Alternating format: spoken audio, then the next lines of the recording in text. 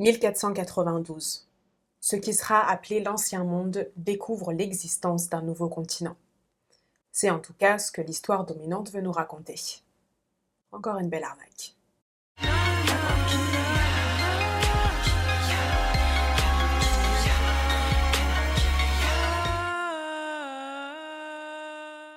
La à la famille, moi c'est Nelly et on continue notre grande série sur les navigateurs africains avec un incontournable, la présence africaine aux Amériques à l'époque de l'Afrique impériale.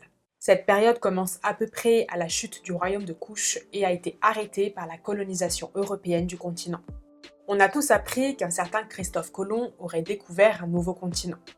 Première rectification importante, personne ne peut découvrir un lieu où il y a déjà une trace de vie humaine.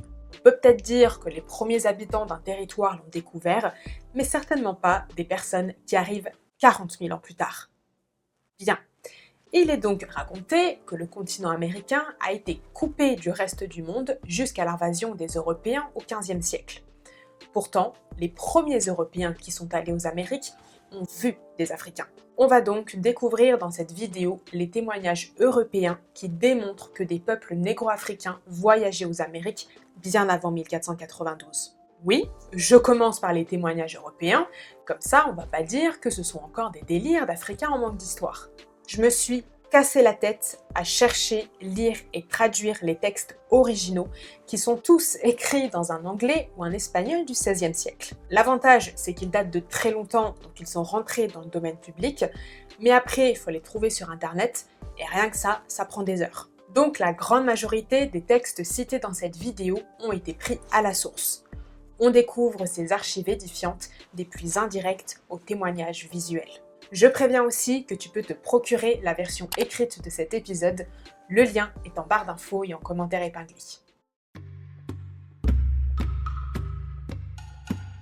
On commence par le témoignage le plus récent, celui du français Quatrefages de Bréau, qui a publié en 1877 le livre L'espèce humaine.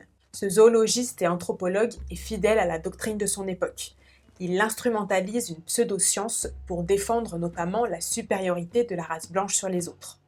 Tant qu'il existera des pôles et un équateur, des continents et des îles, des montagnes et des plaines, il subsistera des races distinguées par des caractères de toute nature, des races supérieures et inférieures au point de vue physique, intellectuel et moral. L'auteur dédie une partie de son ouvrage à théoriser le peuplement de la Terre et donc des Amériques.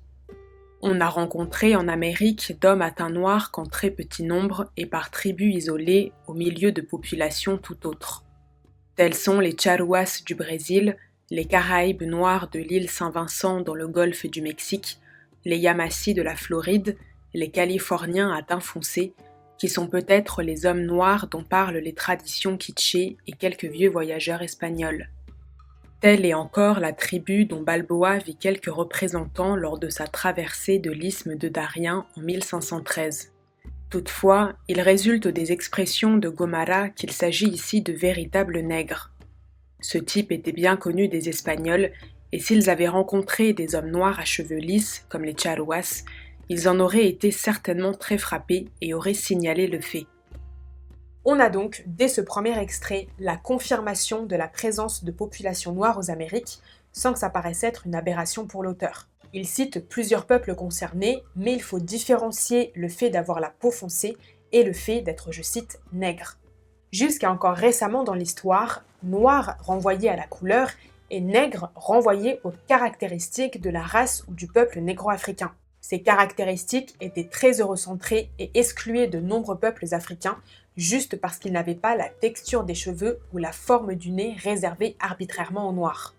Mais dans cet extrait, l'auteur précise bien que des Espagnols ont vu non pas seulement des personnes ayant la peau foncée, mais bien des négro-africains. On reviendra plus tard sur ce témoignage direct. Il est évident que des éléments nègres plus ou moins purs ont été amenés des archipels asiatiques et de l'Afrique sur les côtes du Nouveau Monde par quelque accident de mer. Là, ils se sont mêlés aux races locales et ont formé ces groupes isolés, peu nombreux, que leur teint distingue de toutes les races environnantes. L'auteur réaffirme donc bien une présence négro-africaine. Mais dans son paradigme, ça ne peut être dû qu'à des accidents. Pourtant, les témoignages des premiers Européens aux Amériques disent tout le contraire. Un livre condense de nombreuses preuves attestant que les Africains étaient en Amérique avant les Européens. Cet ouvrage, c'est la biographie en 3 volumes de Christophe Colomb, écrite par John Boytatcher. L'auteur a enquêté sur sa vie et l'a retranscrit dans les moindres détails, notamment un échange très intéressant entre le roi du Portugal Dom Juan et Christophe Colomb. Si tu veux accéder dès maintenant à la suite de cet épisode, rendez-vous chez les Afro-Chroniqueurs. Le lien du site est en barre d'infos et en commentaire épinglé. Sinon, je te laisse choisir d'autres vidéos. À tout de suite.